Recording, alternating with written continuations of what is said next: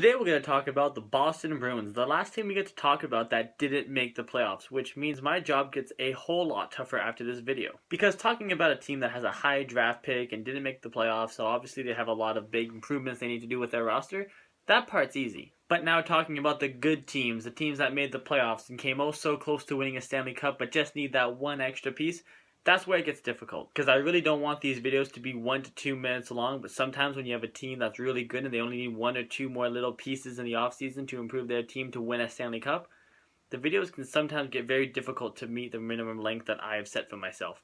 But that's a problem to worry about tomorrow, so today let's talk about the Boston Bruins offseason plan. Now, already this offseason, the Boston Bruins have announced that head coach Claude Julien will be returning next season, even though they didn't make the playoffs this year. Now, I agree and disagree with this decision. I disagree with it because the Boston Bruins are slowly drifting away from the type of style that Claude Julien is amazing at coaching. Claude Julien is amazing at coaching a team with the style of play that the Boston Bruins had a couple years ago when they won the Stanley Cup, where they didn't beat you on skill, they beat you by dumping the puck into your zone, hitting you hard, getting that puck back, cycling it down low, getting big bodies in front of the net, and finding some dirty goals. But now the Boston Bruins seem to be building their team more around skill than strength, and I don't think that's a team that Claude Julien would be amazing at coaching. Now, I do agree with this decision on the fact that there aren't any coaches better out there than Claude Julien, so you might as well keep him. You have him already. Now, I believe if the Boston Bruins miss the playoffs again this season, Claude Julien will be fired next summer, regardless of who's available to coach in the free agent market.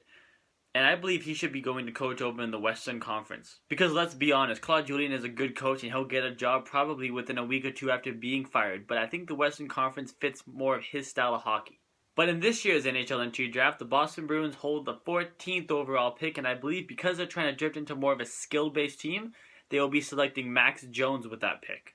Max Jones played on the Memorial Cup winning London Knights, and he was overshadowed all season by guys like Mitch Marner, Keith Tkachuk, Christian Dvorak, and rightfully so. But Max Jones does have a lot of skill. Even though he's kind of listed as being a power forward type of player, he reminds me a lot of James Van Riemsdyk. Now, just like JVR, yes, Max Jones is a big guy who will probably be put in front of the net to screen the goalie on the power plays, but make no mistake, he's got very soft hands, he's a great skater, and he has a lot of skill. Now, yes, Max Jones did only get 52 points for the London Knights last season, but I don't think that was because of lack of skill. Now, personally, I think it was because he didn't get as much 5-on-5 and power play ice time as some of the other guys on London did, and if he did get that much ice time, I think he could have hit the 100-point plateau. Looking ahead to free agency, the Boston Bruins do have one big pending UFA that they would love to re-sign, Loui Eriksson. The Bruins decided to not trade him at the trade deadline because they needed his help to try to fight for the final playoff spot in the Eastern Conference, which they ended up not getting. Now, Loui Eriksson knows that he can go to the free agent market and probably get a $6 million a year long-term contract from at least one team. There'll actually probably be a few teams bidding off on him.